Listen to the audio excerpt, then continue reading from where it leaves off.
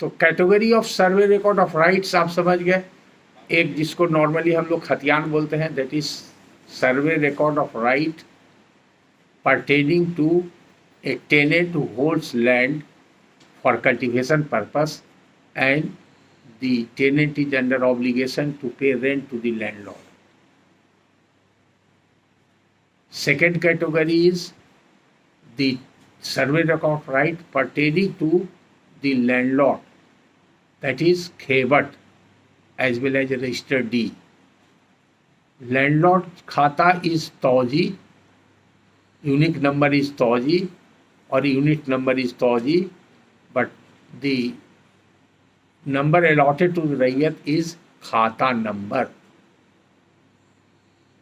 Other documents I have already mentioned, Farda Pasi and Khasra Pasi.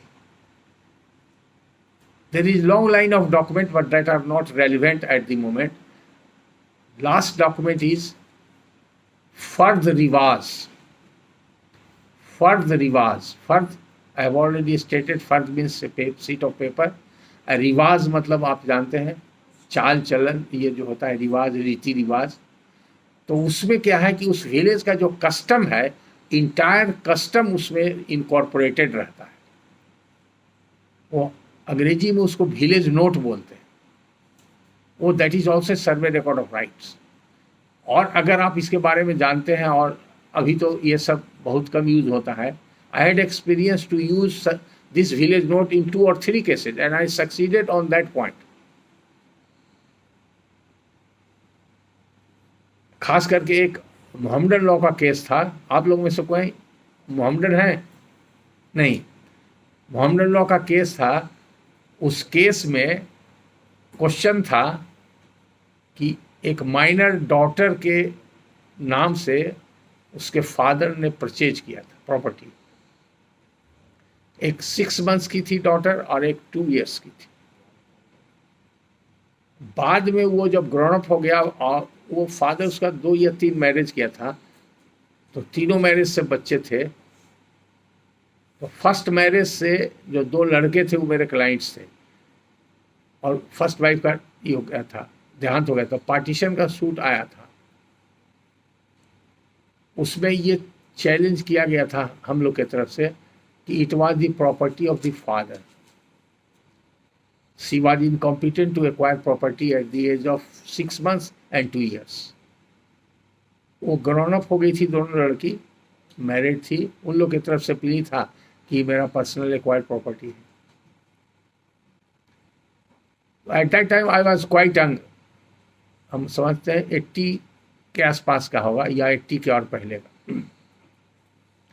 तो हमारे opponent थे, बहुत सीनियर लॉयर थे और सिविल के टॉप मोस्ट लॉयर थे। उन्होंने बाद में अमेंड कर दिया अपना प्लीडिंग, और अमेंडमेंट से इंट्रोड्यूस कर दिया कि जब ये माइनर थी, दोनों का जब वर्ष हुआ था, और वर्ष के बाद एक फंक्शन होता है जिसको हम लोग इधर छठी बोलते हैं, बिहार के आप लोग जानते हैं छठी, छठी छिल्ला देहात में बोलते हैं, और उसका एक दूसरा नाम भी है, कोई जानते हैं आप लोग? वो सेरिमनी होती है नवजात शिशु के ऊपर, और उसमें लोग आते हैं और कुछ फंक्शंस होता है, डोनेशंस वगैरह दिया जाता है। वो भी एक संस्कार में आता ही है। जब 16 संस्कार जो है हिंदू धर्म में, उसमें एक भी है। तो उसको मुस्लिम लॉ में बोलते हैं सुन्नत और अकीका। तो उन्होंने प्लीड किया कि सुन्नत और अकीका में जितने भी रिलेटिव्स जमा हुए थे, उन लोगों ने जो गोल्ड और सिल्वर और कॉइन्स वगैरह दिया था, वो डोनेशन दिया, तो उसका पर्सनल हो गया न्यूली बॉर्न बेबी और इन्फेंट बेबी का, दोनों का। और उसी गिफ्टेड मनी से मदर ने फादर को कहा कि इन लोगों के नाम से प्रॉपर्टी परचेज कर दिया। This amendment was allowed and evidence was lead.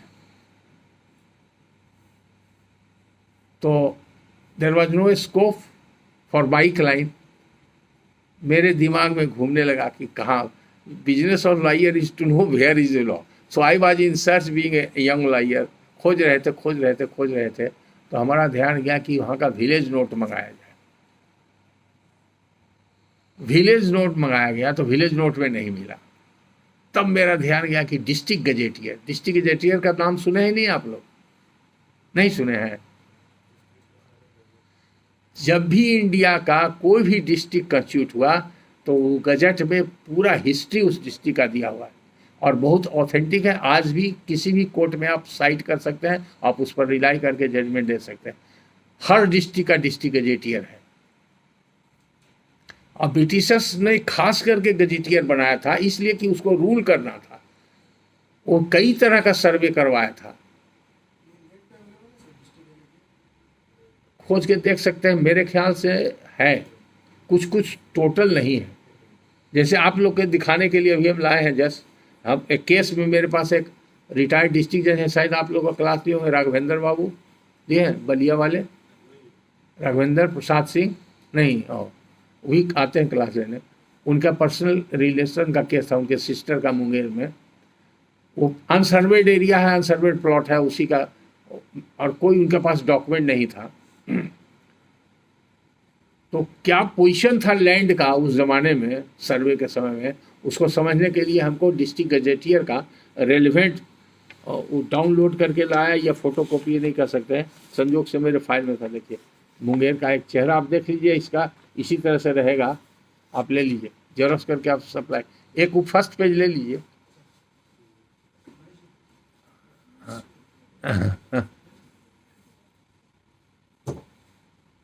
इसी तरह का आपको मिलेगा। तो जो रेलिवेंट पोर्शन था उतना हम मंगाए थे, संयोग से फाइल में रखा हुआ है। देखिए नहीं उस ऊपर का जेरोक्स करके आप सप्लाई कर दीजिए। हाँ ऊपर फर्स्ट पेज जेरोक्स कर लीजिए, ये कर लीजिए, मोबाइल से ले लीजिए, स्कैन कर लीजिए, दे दीजिए। हाँ ये जान गए बस काफ़ी है। आप खुद नेट से देख सकते हैं, कभी कभी बहुत सारा मटेरियल मिलेगा। तो दोनों को हमने कोरिलेट किया, कितना सिग्निफिकेंस है इसके लिए बता रहे हैं। हाँ नेट पर है तो ठीक। तो उसमें मिला हमको कि इस इलाके में मोहम्मदन फैमिली में इस तरह का कोई प्रचलन नहीं है, कोई फंक्शन करने का रिवाज नहीं। तो लॉ का रिक्वायरमेंट नहीं है, मोहम्मदन लॉ में वो प्रोविजन नहीं कि मैंडेटरी है। तो जहाँ लॉ का रिक्वायरमेंट है वहाँ पर लीगल प्रिजम्पशन है। जैसे हिंदू लॉ में एक प्रिजम्पशन है, फैक्टम वैलेट। सुने वर्ड की नहीं आप लोग? जानते हैं किसको कहते हैं फैक्टम वैलेट?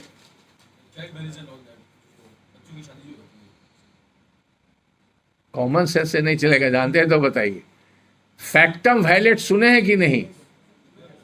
अब आप सुने हैं, प्रैक्टिशनर जो लोग हैं दिल्ली वाले जरूर, मैडम आप सुनी हैं? सुने हैं लेकिन यू कांट एक्सप्लेन।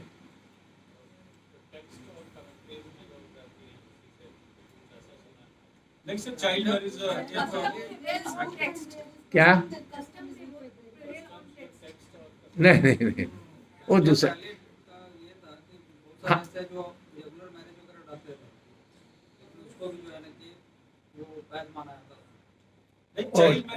ये आप दूसरी तरफ चले गए, आप कुछ नजदीक पहुंच गए। अब हम एक्सप्लेन कर देते हैं। You are right to some extent.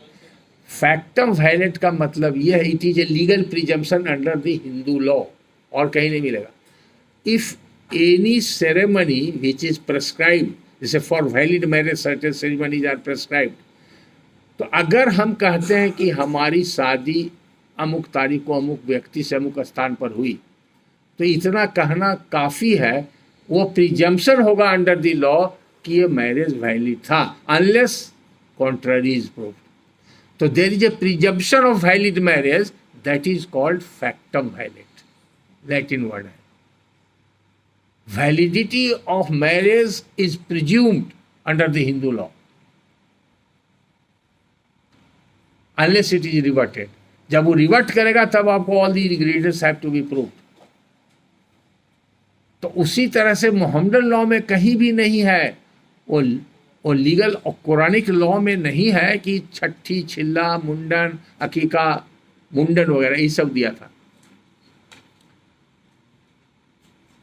कैसे हम लोग सक्सीड कर गए, and I succeeded up to this apex court only on that ground. 2 word में शायद पिछला क्लास में बताए थे, एक पर्चा फरोशी, एक अरास्ता, तो सुप्रीम कोर्ट तक सक्सीड कर गए। तो वर्ड बहुत सिग्निफिकेंट है। अब आइए, सर्वे रिकॉर्ड का एक आउटलाइन हमने दिया, सभी तरह का डॉक्यूमेंट्स आपने देख लिया। अब डॉक्यूमेंट्स आपके सामने है तो ज़्यादा क्लैरिफाई होगा। और क्या डिफरेंस है कैडेस्ट्रल सर्वे और इस सब, इसके साथ ही चलेगा। आप देखिए सीरियल नंबर मेरा दिया हुआ है, उसी ऑर्डर में किया है कि नहीं, ये चूंकि डिस्प्ले हुआ था डिजिटल क्लास में, आप गौर से देखिएगा, जो खतियान आपको मिलेगा उसमें लिखा हुआ रहता है क्रमिक खतियान। तो पहले हम इसको एक्सप्लेन कर दें। बहुत बार हमसे क्वेश्चन पूछा जाता है कि क्रमिक खतियान क्या है। तो क्रम से क्रमिक बना, क्रम नाउन है, क्रमिक एडजेक्टिव है। क्रम का माने सिलसिलेवार, सीरियली। तो अल्फ़ाबेटिकल खाता नंबर बना अ ई के हिसाब से। प्लॉट नंबर 1 2 3 4 से हुआ तो उसका क्या साइंटिफिक है। अगर किसी भी विलेज का सर्वे मैप आप निकालिएगा तो नॉर्थ वेस्ट कॉर्नर में हमेशा प्लॉट नंबर 1 देखिएगा।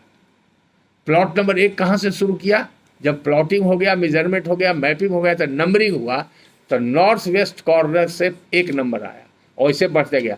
और साउथ ईस्ट कॉर्नर में लास्ट प्लॉट नंबर होगा।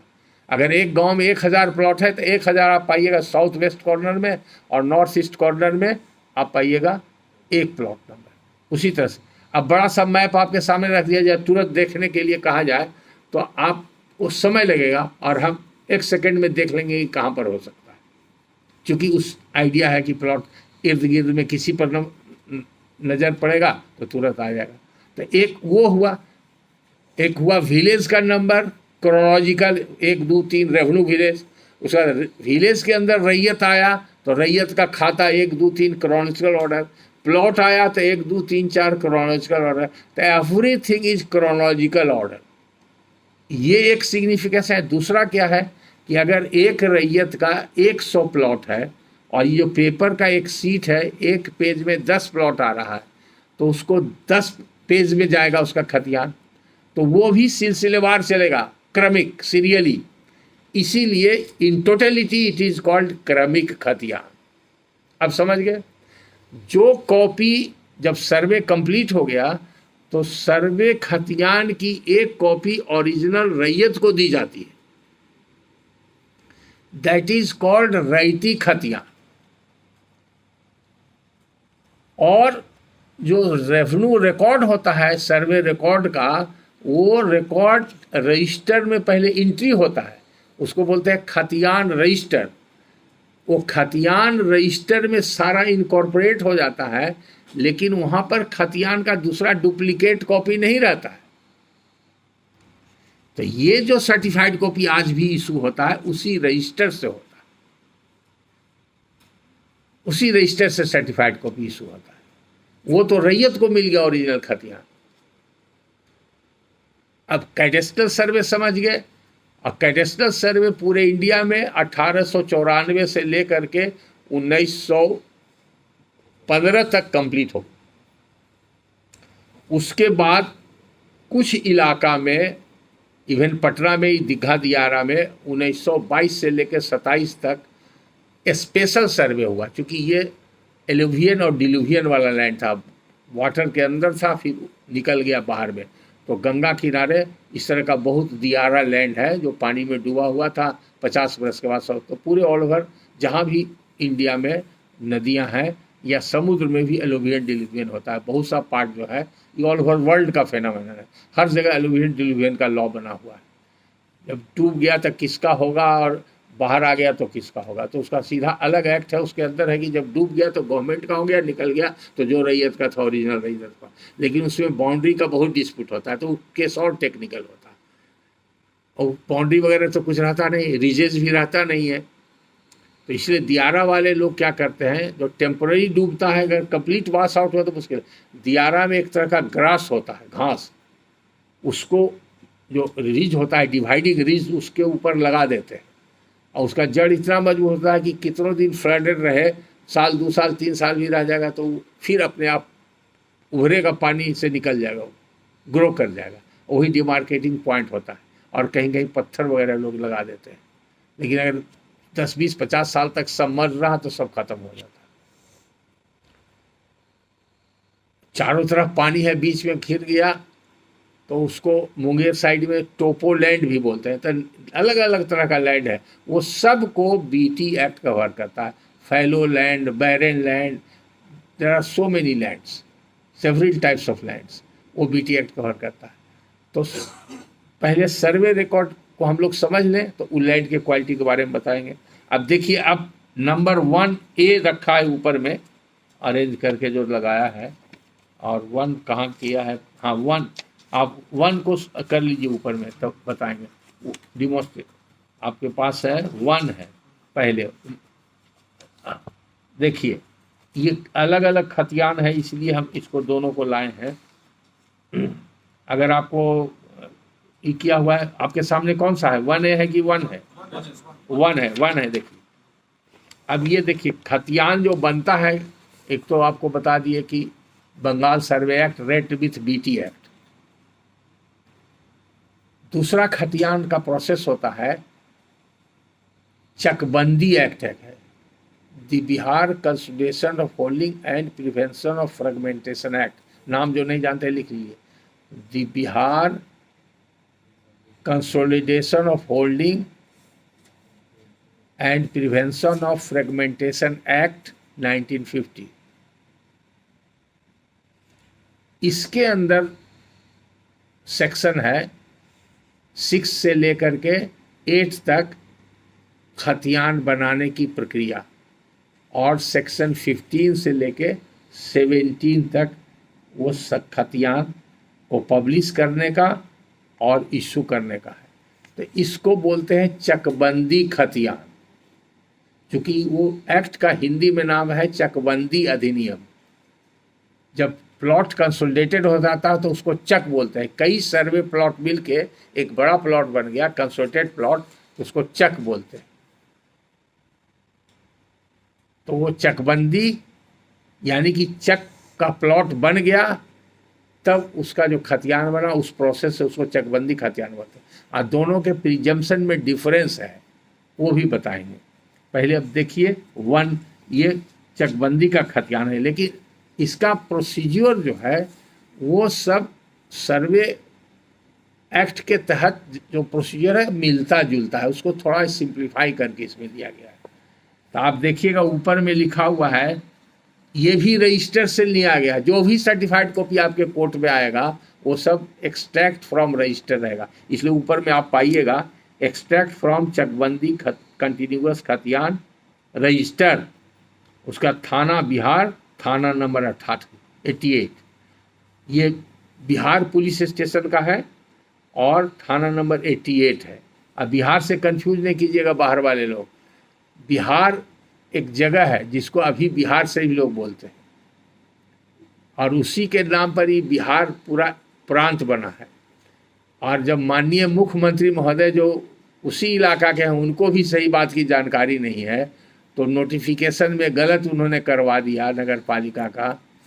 एक्चुअली वो शहर बिहार है, वहाँ का सबसे पुराना म्यूनसिपैलिटी है, परहैप्स पटना से भी पुराना म्यूनसिपैलिटी है बिहार में। वो नगर पालिका बिहार है, मुंसिफ बिहार है, एसडीओ बिहार है, अंचल अधिकारी बिहार है, सब बिहार है, क्योंकि शहर का नाम बिहार है। गलती हुई, जब पोस्ट ऑफिस का नोटिफिकेशन हुआ, सेंट्रल गवर्नमेंट के लोग आए तो उसमें शरीफ जोड़ दिया।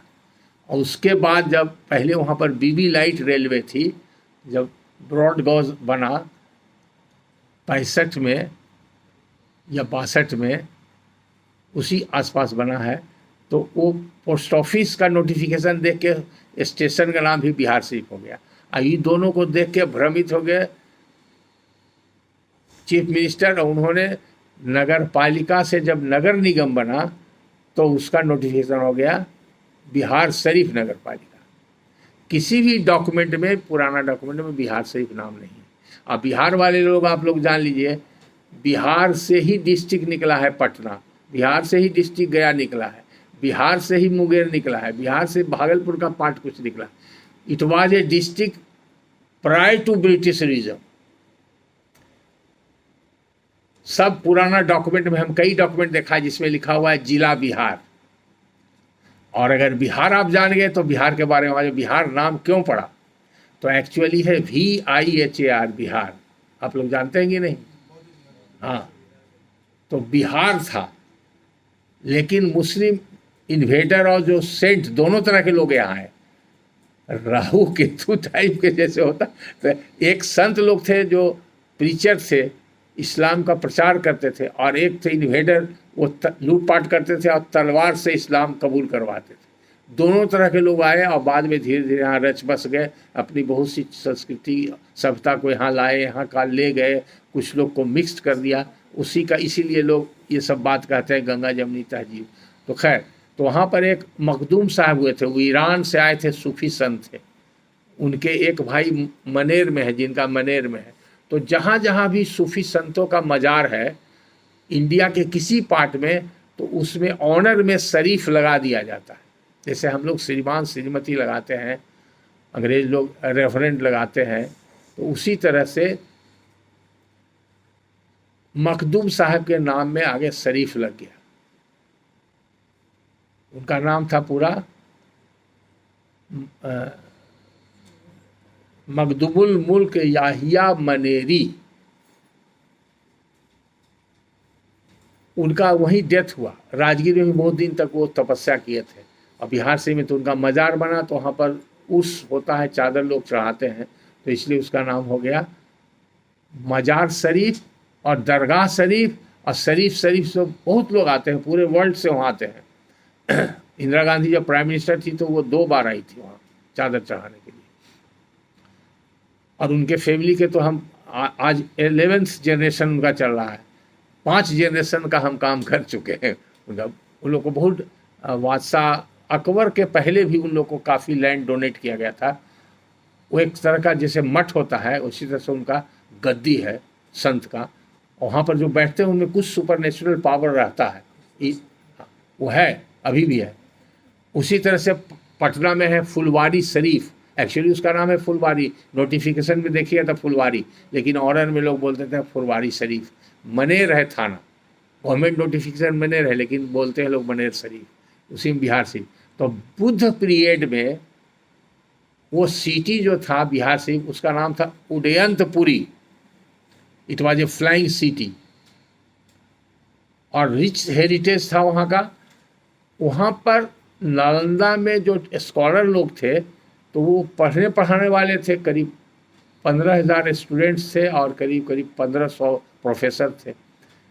वो लोग वहाँ भी रहते थे। जो मेडिटेशन करने वाले थे वो बिहार से में, चूँकि 8-10 किलोमीटर का फासला था, तो वहाँ पर बहुत सा मेडिटेशन सेंटर था जहाँ लोग प्रैक्टिस करते थे।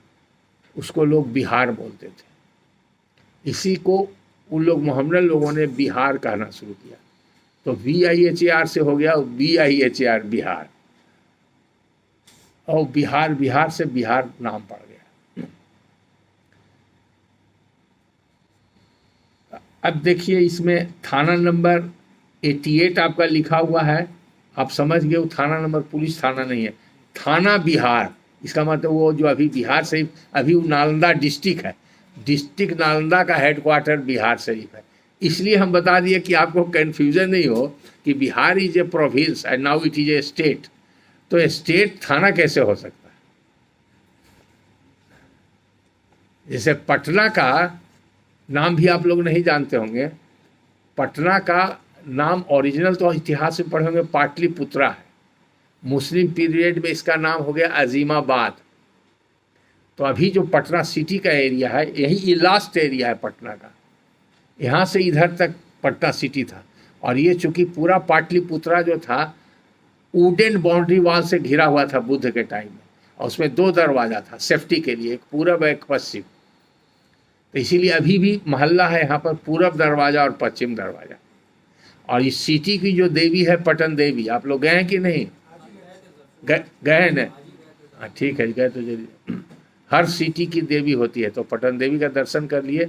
और दो हैं, बड़ी पटन देवी और छोटी पटन देवी। हाँ, गुरु का बाग गए कि नहीं? गुरु का बाग, गुरुद्वारा गए कि नहीं गए? तो गुरु का बाग भी जरूर जाइएगा।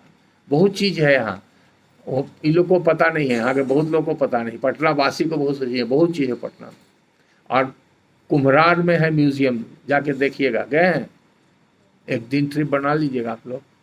यहाँ से तो प्रोग्राम होता है। पिछले बार आपके पहले वाले बैच का तो पूरा पावापुरी, राजगीर, नालंदा वगैरह सब यहाँ से प्रोग्राम बना के लोग गए थे। हाँ एक साल का प्रोग्राम में ये सब रहता है इंक्लूडेड। इस बार नहीं ऑर्गेनाइज हुआ है ना? हाँ ठीक है। तो यहाँ पर देखिएगा वर्ष वाइज, तो ये आपको कंफ्यूजन नहीं हो बिहार, इसलिए हम इतना एक्सप्लेन कर दिए। अब देखिए, अब इसको गौर से हम पढ़ते हैं, आप भी देखते जाइए। एक बार समझ लिया तो कोई डिफिकल्टी नहीं होगी। एक वर्ड इसमें परगना आता है। अब वो परगना ऑब्सलीट है। परगना क्या होता था? वो रेवेन्यू हेड होता था, कई थाना मिला करके वो परगना होता था।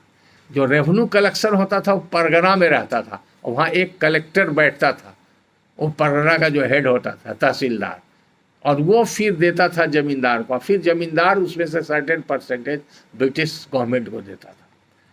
तो अब इधर देखिए, गांव अभी लिखा हुआ, ये नया है, पुराना में लिखा रहेगा मौजा। ये मुस्तफ़ापुर और महाल।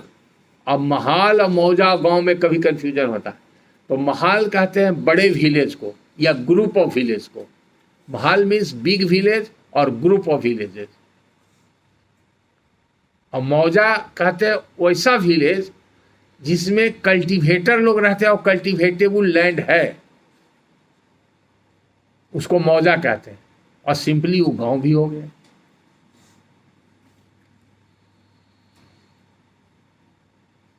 अब देखिए, यहाँ पर तौजी का कॉलम है, चूंकि पहले तौजी जमींदार का होता था, तो अब सभी तो सरकार का हो गया। तो देखिएगा इसमें तौजी संख्या में क्रॉस किया हुआ है, यानी कि अब सरकार की कोई तौजी नहीं है, क्योंकि एक ही सरकार है और पूरा बिहार स्टेट के जो टेरिटोरियल बाउंड्री के अंदर सारे कल्टीवेबल लैंड का मालिक या एक एक इंच लैंड का मालिक बिहार सरकार है।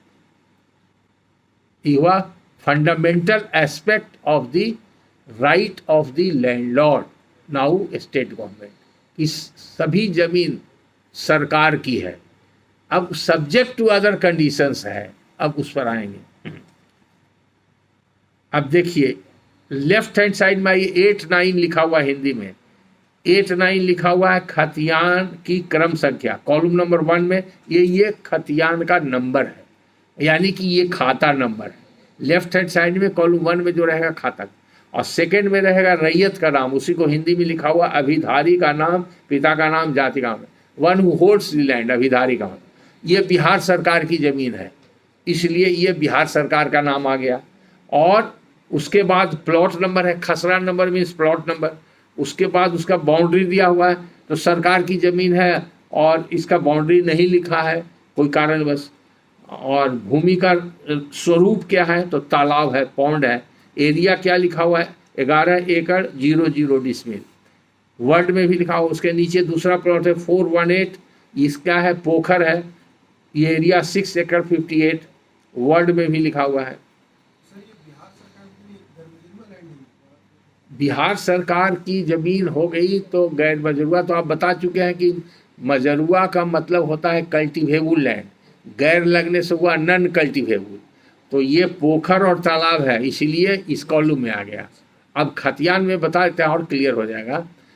10 जैसे बताया, ये गांव में 100 रैयत है, तो जब 100 रैयत का कंप्लीट हो जाएगा तो उसका रैयती लैंड जिसमें वो कल्टीवेशन करता है उसका एंट्री है। उसके बाद 100 के बाद जो नेक्स्ट एंट्री होगा 101, वो वहाँ के जमींदार का होगा।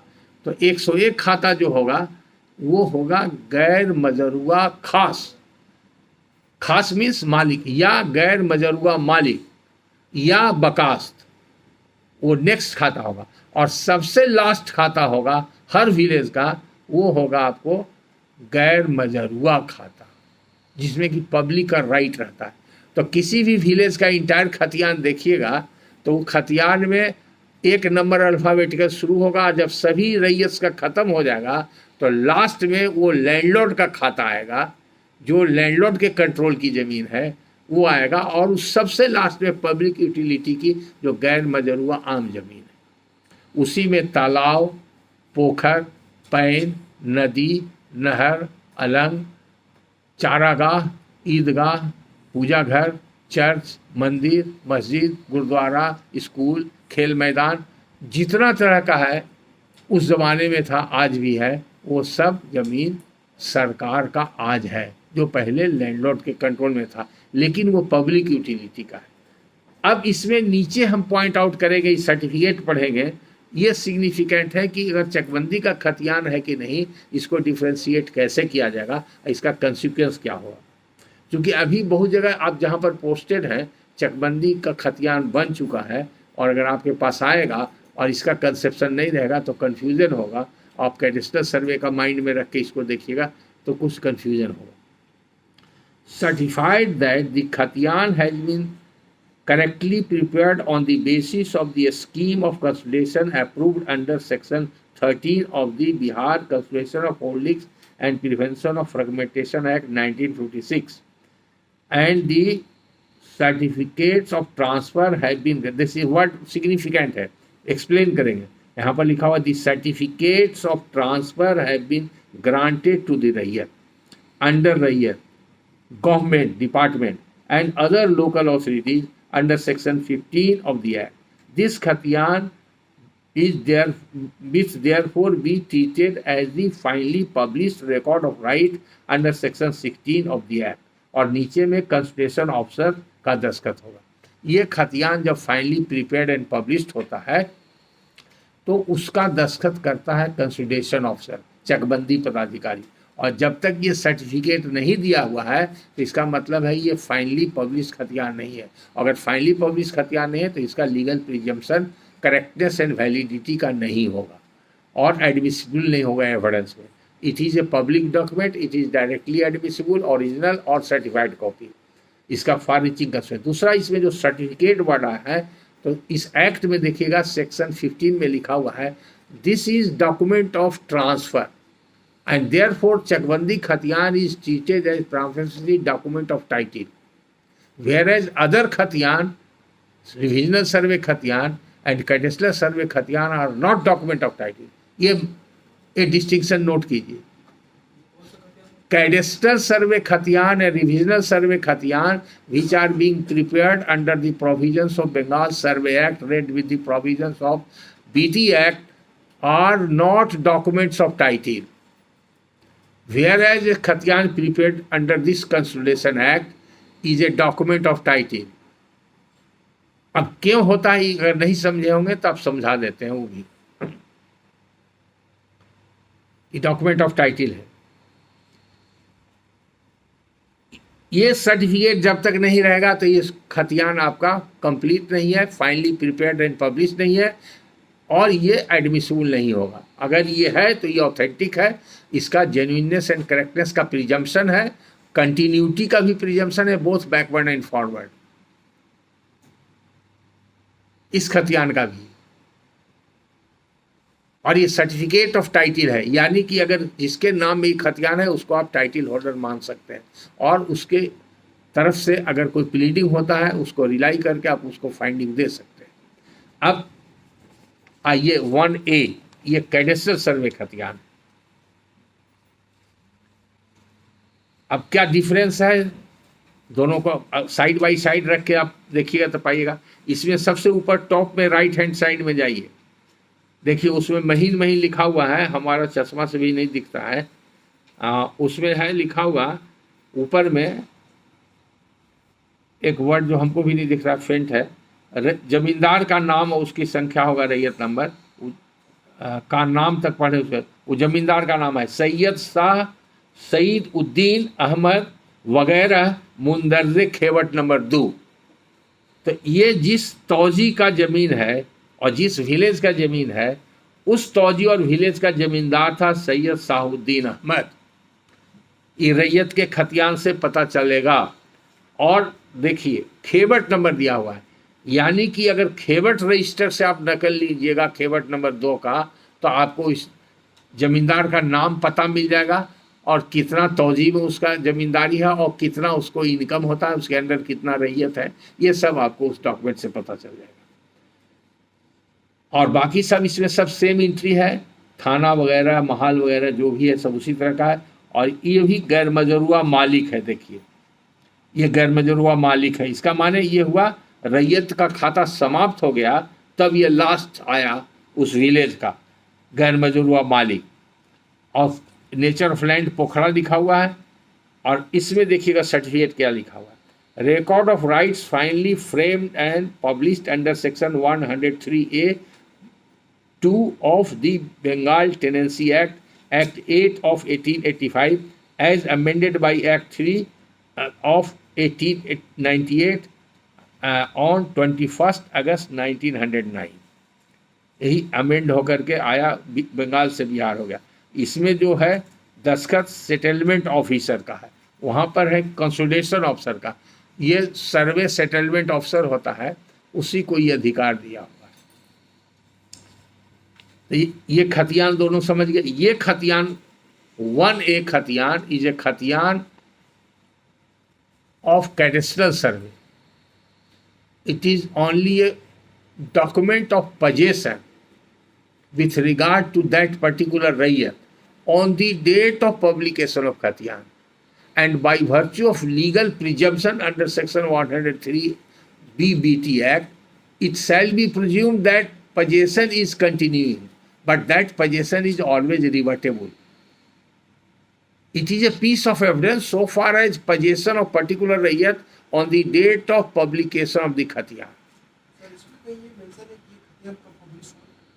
इसमें नीचे लिखा हुआ है ये 21/1909 सर्टिफिकेट में, ऑन 21 अगस्त 1909। हाँ 2, 3, चौथा लाइन में है ना सर्टिफिकेट में, है ना ये। अभी तक देखने का मौका नहीं मिला था क्लोजली आप लोग को, किन्हीं को नहीं देखने का मौका मिला था। अच्छा समझ गए ना, इतना क्लोजली हम इसलिए वर्ड यूज किए। तो आई एंटिसिपेटेड दैट्स वाई, हमको याद पड़ गया कि हम इसमें क्लास लिए थे तो उन लोग का बहुत फरमाइश था, सर हम लोग डॉक्यूमेंट नहीं देखे हैं। पर सब्जेक्ट लोग का क्लास था, इसीलिए वो 2 घंटा 40 मिनट का एक लेक्चर है। वो BT एक्ट का लेक्चर है, अभी उसको खोजवा के जबरदस्ती एकेडमी से निकलवाए, ये लोग दे नहीं रहे थे। अब देखिए दूसरा खतियाना ये 1B।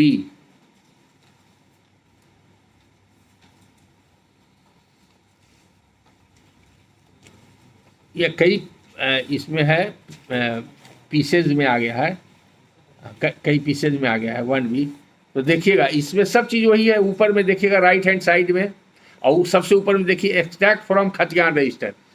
तो अभी जो भी आ रहा है, चूंकि खतियान बना under the provisions of Bengal tenancy act read with BT act, so it was acts and acts of records of public servant in discharge of their duty, and therefore खतियान is a public document। तो वो public document रैयत को मिल गया, and one entry is on the register which is called खतियान register, that is also a public document, and it is a certified copy taken out of that register, therefore it is also a public document, and once it is a public document it is directly admissible under section 74 of the Evidence Act, and it can be read in evidence for all practical purpose। and presumption आपको बता ही दिया कि presumption होगा, correctness and genuineness का presumption है, continuity का presumption है, unless it is reverted। अब इसमें देखिए ऊपर में पाइएगा एक्सट्रैक्ट फ्रॉम खतियान रजिस्टर, थाना नंबर इतना बिहार। अब देखिए लिखा हुआ है मसूमात बीबी हबुल निसा उर्फ हबीबा मुंदरदे खेवट नंबर 7। इसके दूसरा जमींदार का नाम है अब्दुल गफूर वगैरह मुंदरदे खेवट नंबर 15। स्वधारी का नाम और उसकी खेवट संख्या वही कॉलम है, और मध्यवर्ती भूस्वामी का नाम। अगर कोई इंटरमीडियरी है, लैंडलॉर्ड के अंदर कोई पेटी लैंडलॉर्ड है या उसका मॉर्गेजी या लेसी है, वो इंटरमीडियरी हो जाता है, तो उसका नाम का कॉलम बना हुआ है। बाकी जो पहले देखे उसी तरह का सब कॉलम दिया हुआ है। लेफ्ट हैंड साइड में खाता नंबर है, इस रैयत का खाता नंबर है 351। राम प्रसाद बल बजरंग प्रसाद लाल, वो परमेश्वर प्रसाद पेसरान, ये दो आदमी का एक साथ ज्वाइंट खतियान है, दोनों भाई होगा। अब देखिएगा प्लॉट का सिलसिलेवार नंबर देखिए, जो क्रमिक ऊपर में 610 है, उसके बाद 742 है। हिंदी में पढ़ने में आप लोगों को दिक्कत होती है क्या? पढ़ लेते हैं ना? हाँ, वो न्यूमेरिकल हिंदी जानते हैं ना? हाँ, 710, 610 के बाद देखिए 742 है, 742 के बाद 767 है, वो क्रोनोलॉजिकली चल रहा है, उसका 767 है। और देखिए लास्ट में जो बताए थे केस वाला, 3 प्लॉट है इस रैयत को, तीनों का एंट्री किया हुआ है 1 एकड़ 80 डिसमिल। अगर ऊपर के एंट्री में कहीं किसी में मिस्टेक हो जाता और ये एंट्री टोटल का सही रहता तो वो डिटेक्ट कर दिया जाता, जैसे कि हमने एक केस लॉ बताया जिसमें कि हमने आर्गू किया था और डिटेक्ट हुआ था। ये डॉक्यूमेंट किसी केस में मार्क हुआ था, वही फाइल से हम निकाले, एग्जिबिट 3 किसी केस का है, लेफ्ट हैंड साइड में लिखा हुआ है, एग्जिबिट मार्क हुआ है। अब 2 चीज़ इसमें सिग्निफिकेंट है। एक देखिएगा, इसमें भी उसी तरह का सर्टिफिकेट है, record of rights finally framed and published under section 103A bracket with 2 of the Bengal Tenancy Act, Act 8 of 1885 as amended by Act number 3 of 1898 on 24th April 1910। और नीचे में सेटलमेंट ऑफिसर, ये तो उसमें भी था, इसमें भी है। अब देखिए राइट हैंड साइड में कुछ लिखा हुआ है, ये सिग्निफिकेंट है। बहुत सा कस्टम है, पजेशन है, रेंट है, कैश रेंट है, काइंड रेंट है, ट्रेडिशन है, मॉर्गेजर है, मॉर्गेजी है। जो रिमार्क कॉलम में वो भी सिग्निफिकेंट है। तो इसमें रिमार्क कॉलम में क्या लिखा हुआ है देखिए, 12 रुपया 15 आना 16 दाम सेस वसूल नहीं होता है। तो 2 तरह का होता है सेस, आप लोग जानते हैं कि नहीं? CESS, अधिभार। टैक्स के ऊपर जो टैक्स होता है दैट इज कॉल्ड सेस। तो इसमें सेस माफ किया हुआ है, सेस वसूल नहीं होता है। मैं लगान सालाना 349 मैं लगान खाता अच्छा हो 349 खाता के लगान के साथ मिलाओ। ये खाता है 351, तो कुछ होगा। मैं लगान खाता 349 बनाम रघुलाल वो खाता 339 बनाम बूंदी लाल वो खाता 304 बनाम गर्भू महतो। और इन लोग का सबका एक साथ सबका सेस माफ किया हुआ है, नहीं लगता है इसलिए। अब इसके नीचे है एक डॉक्यूमेंट, वो 3 नंबर सीरियल है। वो इसलिए दिए हैं कि जमींदारी रसीद आएगा तो किस तरह से आएगा। एक्स लैंडलॉर्ड जो रेंट कलेक्ट करता था तो कैथी में लिखा रहता था। कैथी तो आप लोग कोई नहीं पढ़ सकते हैं। आप लोग सुने हैं वर्ड कैथी, जो बाहर के हैं out of state? Kaithi language जानते हैं, सुने हैं कि नहीं? बहुत मिलता है, डीड आपको बहुत मिलेगा, बहुत लोग अभी भी लिखते हैं। लेकिन ये जो लॉन्ग गैप हो गया, इसके बारे में कुछ बताते हैं। मेरा एक जूनियर है जो कैथी पर रिसर्च किया, हाईकोर्ट प्रैक्टिशनर है वो। उसको एक बार लखनऊ हाईकोर्ट से भी बुलाया गया था और कुछ इलाहाबाद से भी उसको डॉक्यूमेंट, इलाहाबाद हाईकोर्ट से बुलाया गया था और बनारस से उसके पास डॉक्यूमेंट्स भेजा गया था कोई कोर्ट से ट्रांसलेट करने के लिए। वो कैथी पर रिसर्च किया है और एकेडमी में आज से 8-10 साल पहले क्लास लिया है कैथी पर। पता नहीं क्या कारण था, उस समय कुछ डिमांड हुआ होगा तो कई क्लास लिया है कैथी पर। बीच में उसको गैप हो गया और अब इसका रेलिवेंसी कुछ नहीं रहा और इस पर बहुत ज़्यादा मेहनत करने की आवश्यकता नहीं। बार बार अगर आप देखिएगा तो आप भी सीखिएगा। ये देवनागरी जो स्क्रिप्ट है हम लोग का, हिंदी का स्क्रिप्ट देवनागरी है और ये कैथी है, उसको कुछ लोग मानते हैं उसी को मिला करके लिखा गया है। हम लोग का भी पहले यही कंसेप्ट था, लेकिन ये एक्चुअली उस पर नहीं है। इसका कैथी का इंटरनेशनल फोरम है, ये हमको भी नहीं मानता। ये 3-4 साल पहले हम जाने, जब मेरे जूनियर को बनारस में उसका कॉन्फ्रेंस हुआ था, इनविटेशन आया अटेंड करने के लिए, इंटरनेशनल कॉन्फ्रेंस हुआ था कैथी के ऊपर। तो एक्चुअली जो ग्रीक लैंग्वेज है अल्फा बीटा थीटा गामा, जो मैथमेटिक्स साइंस के स्टूडेंट हैं आप लोग जानते हैं, उसी आधार पर ही बना हुआ है। अब बड़ा साइंटिफिक है ये, तो इसलिए उतना डिटेल में आपका वक्त बर्बाद हो जाएगा, इसे बताने की जरूरत नहीं है। आप जैसे कि हम एक नाम पढ़ते हैं तो अंदाज आपको हो जाएगा इसमें क्या है तरीका लिखने का, सब कॉलम बना हुआ है।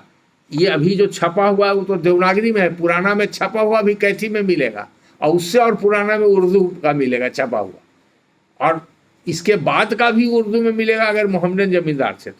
तो ऊपर में जमींदार का नाम लिखा हुआ, बाबू रामेश्वर प्रसाद सिन्हा और बाबू दुलारचंद सिन्हा, साकिन मौजा, सियामा, परगना, बेसपक, जिला पटना।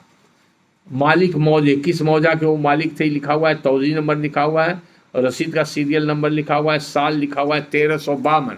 ये 1352 फसली है। फसली और ईस्वी में अंतर जानते हैं कि नहीं? फसली साल और ईस्वी साल में 7 साल का डिफरेंस होता है।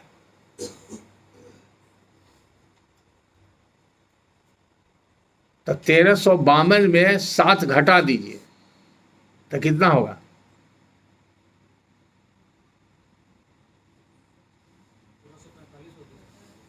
45। तो ये 1945 की रसीद है। 1352 इक्विवेलेंट टू 1945, तो उसको बोलते हैं 1345 फसली या साल।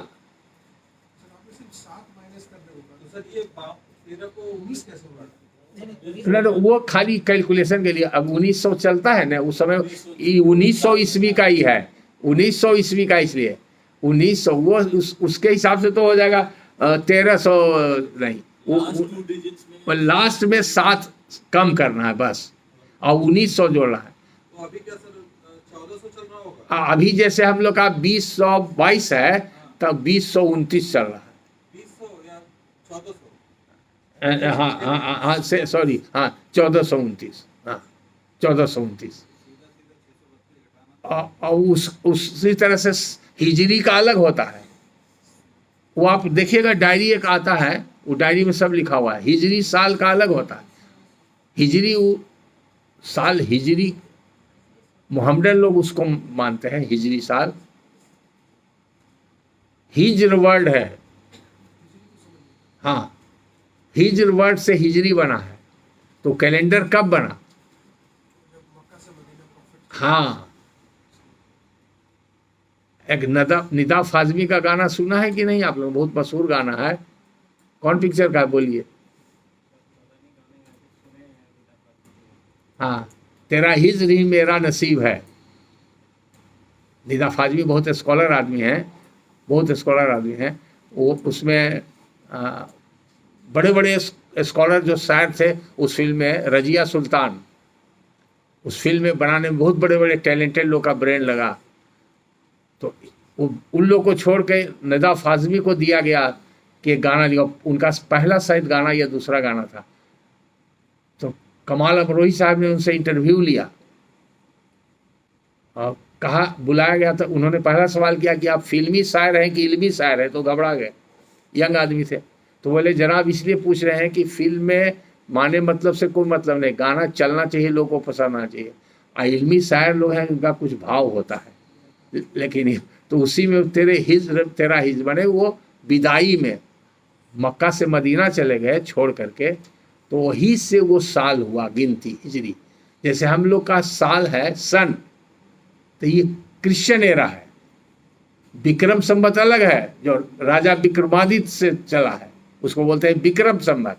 बंगाल का है, उसको शक संवत। बंगाल में शक संवत चलता है, उसमें भी डिफरेंस है। अब उतना याद नहीं है, अब इस पर आउट ऑफ फोकस हो गया। ऐसा सब का इक्विवेलेंट हमको याद था, अभी नहीं याद है। तो अलग अलग चल रहा है। तो हम लोग हिंदी का जितना भी जनपत्री वगैरह बनता है, या जो पतरा होता है जो ब्राह्मण लोग रखते हैं, उसमें विक्रम संवत से ही सारा चीज़ लिखा जाता है। मुसलमान लोग हिजरी से लिखते हैं। क्रिश्चियन लोग, जो हम लोग तो इंग्लिश सिस्टम में चल रहे हैं, तो हम लोग वही क्रिश्चियन एरा को ही लिखते हैं जो 2000। तो इसको लिखते हैं ईसवी। ईसा से चला इसलिए ये ईसवी हुआ। ईसा मसीह से चला इसलिए ईसवी कहलाता, ईसा से ईसवी। तो यहाँ पर 1352 साल लिखा हुआ। और देखिएगा इधर सब अमाउंट सब लिखा हुआ। इसी तरह का रहता था। और कुछ लैंडलॉर्ड जो पेटी लैंडलॉर्ड रहते थे, उनका प्रिंटेड रसीद नहीं रहता था, हैंड रिटन रसीद भी रहता था। तो इसलिए उससे डाउटफुल नहीं होगा, कॉलम देखना चाहिए। ये आपका एक डॉक्यूमेंट हो गया जानकारी के लिए। दूसरा डॉक्यूमेंट जो है वो आपको कहा था, ये जल्दी मिलता नहीं है लेकिन रख लिए थे। ये फर्द रिवाज है, सीरियल नंबर 2 जो इसमें लिखा हुआ है, यही फर्द रिवाज है। हाँ, फर्द रिवाज का अब इसमें लिखा हुआ है। हाँ, ऊपर में देखिएगा थाना भी लिखा हुआ है, तौजी भी लिखा हुआ है, मालिक का नाम और नंबर खेवट आदित्य नारायण वगैरह मुंदरजे खेवट नंबर 1। दरमियानी हकदार में कोई नहीं है। महल का नाम है आनंदपुर अस्थामा, पोस्ट मुस्तफ़ापुर, परगना बेसबक, मौजा मुस्तफ़ापुर। खाता नंबर 2 का क्या फर्ज रिवाज है वहाँ का लिखा हुआ है। तौजी हाजा में रिवाज बटाई हसजे, माने इट वाज ए बटाई मीन्स काइंड रेंट लैंडलॉर्ड लेता था। कास्ट आबादी में कुल खसरा क्या है, कुल खर्चा, कास्ट आबादी में कुल खर्चा रैयत देता है। सैराबी वो गलंदाजी में मालिक, इसका मतलब ही हुआ वहाँ का ट्रेडिशन था, कस्टम था कि आबादी करने में जो सीड वगैरह है वो रैयत देगा, इरिगेशन रैयत करेगा और मेहनत उसका रहेगा। नहीं, सैराबी मतलब पटाना, इरिगेशन फैसिलिटी, वो गलंदाजी वो मालिक देगा, मालिक का ऑब्लिगेशन था। इरिगेशन को दुरुस्त करना, और जैसे अलंग है बरसात में कट गया, पाइन टूट गया, नदी का फ्लैंक टूट गया, तो उसको मरम्मत करने का ही जमींदार का था। ये लिखा सर, ये जो वर्ड्स लिखे हुए हैं इसका कहीं हिंदी मिलेगा? अगर कल को दो डिस्प्यूट हो जाए, एक काउंसिल कहे इसका मतलब ये है, दूसरा कहे ये है। उर्दू की डिक्शनरी मार्केट में एक नहीं एक दर्जन डिक्शनरी अवेलेबल है, नेट पर भी अवेलेबल है, आप सब अवेलेबल है। लोग देखना नहीं चाहते और जानने का प्रयास नहीं करते, सब रेडीमेड चाहते हैं कि तुरंत बता दीजिए, तो बता देंगे तो भुला जाइएगा, और कितना बताएंगे आप। लिमिटेड क्लास में। अब देखिए आगे लिखा हो, जस्ट एक आपको एक आउटलुक हो गया है, आप ये सब कभी आएगा तो आपको सरप्राइज नहीं होगा, अप्रिशिएशन में आसानी होगी। उसी में लिखा हुआ, अभी तो ये इसलिए खोज करके हम निकाले हैं कि ये देवनागरी लिपि में लिखा हुआ है, अगर कैथी या उर्दू में रहता तो और दिक्कत होता, तब ट्रांसलेट करना पड़ता। वो भी एक है, दिखा देते होगी। वास्ते हिफाजत जायदाद के बधवारा मुकर्रर होता है, वो जो वार्ड एंड वॉच करने के लिए जो आदमी होता था, जैसे आजकल होता है ना मॉल में जो रहता है बाउंसर, उसी टाइप का वो होता था गांव में, बधवारा। पूरे एरिया का फसल का क्रॉप का वार्ड एंड वॉच करता, देखता, चौकीदार आप कह सकते हैं। एक चौकीदार होता है जो पुलिस एक्ट में वो पुलिस ऑफिसर होता है, वो अलग है। जो निगरानी करता था फसल का वो जमींदार डिप्यूट करता था। ऐसे उन लोग का बीटी एक्ट में प्रावधान है, उसको हम लोग गोड़ाइत बोलते थे, गोड़ाइत, और उसके लिए बीटी एक्ट में प्रावधान है, उसको लैंड दिया जाता था free of cost in lieu of service. तो जो इलाका में वार्ड एंड वॉच करता था वो गोड़ाइती इज ए पोस्ट, लेकिन बाद में कोई एक पर्टिकुलर कास्ट को दिया जाता था, तो गोड़ाइत को लोग पासवान से जोड़ दिए। पासवान बिहार में एक कास्ट है, जैसे रामविलास पासवान उसी कास्ट के थे, उसको देहात में लोग गोड़ाइत भी बोलते हैं, और एक और इलाका में उसको दुसाध भी बोलते हैं। तो एक कास्ट है, लेकिन गोड़ाइत जो होता था कोई भी कास्ट हो सकता था, जो वार्ड एंड वॉच करता, जमींदार उसको डिप्यूट करता था, उसके एवज में 1 एकड़ 2 एकड़ 4 एकड़ उसको जमीन देता था, उसका फसल उपजाता था, और वो रेंट फ्री होता था, और उसका इनहेरिटेबल होता था, ट्रांसफरेबल होता था। एक तरह से उसको ग्रांट बोलते हैं। उसका प्रावधान 181 बीटी एक्ट में लिखा हुआ है, वो आपके यहाँ आवेगा।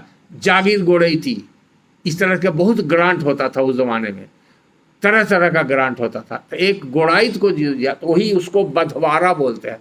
ये गोड़ाई जो हुआ सिर्फ जिस एरिया में फसल लगा हुआ उसका देखभाल करने वाला बधवारा कहलाता था। लेकिन अगर ग्रांट के बारे में जानना चाहते हैं तो लिख सकते हैं। अगर ये वॉचमैन है, फसल का वॉचमैन जिसको बधवारा कहते हैं, watchman of crop is called badhwara, उसको गोड़ाइत भी बोलते हैं। इसको ग्रांट मिलता था। दूसरा, अगर कोई फकीर है जो लैंडलॉर्ड के दया दृष्टि पर पलता था, वहां से उसको कुछ मिलता था, तो बार बार उसको नहीं दे करके काइंड में उसको लैंड दे दिया जाता था, उसको भी ग्रांट कहलाया जाता था।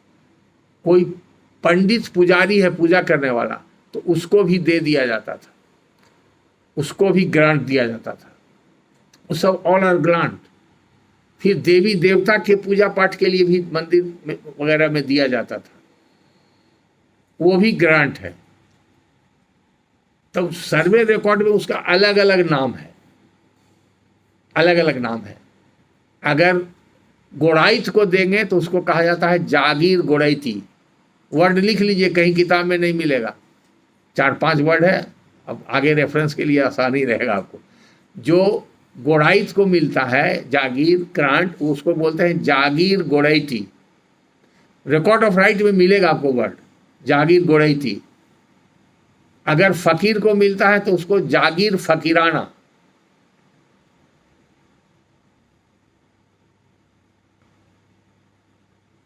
अगर ब्राह्मण को पूजा पाठ के एवज में मिलता है तो उसको बोलते हैं जागीर ब्रह्मोत्तर,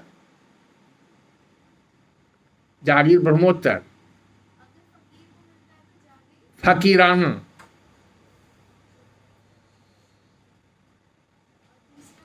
ब्राह्मण को मिलता था पूजा पाठ के लिए तो उसको जागीर ब्रह्मोत्तर। हर वर्ड में जागीर लिखना जरूरी नहीं है, ब्रह्मोत्तर लिख दिए उसका माने हुए। उसके बाद जो मौलाना मौलवी जो विद्वान लोग रहते थे तो उनको ओमेदार बोलते हैं, तो जागीर ओमेदार, ओमेदार। तो ये सब ग्रांट 181 बीटी एक्ट के तहत आता है, वो जमींदार लोग देते थे। हाँ, और 181 बीटी एक्ट, अगर कोई देवी देवता डीटी को दिया जाता था तो उसको बोलते थे देवोत्तर, देवोत्तर। आपको टी टाइम खत्म तो नहीं हो रहा है? अब चाय लोग लिया लिख रहे हैं कि कुछ लोग रिक्वायरमेंट है। हाँ हाँ हाँ, तो आप लोग ब्रेक करें, बाहर में पीजिए कि यहीं मंगवाएं? बाहर। हाँ ठीक, ठीक है, ठीक।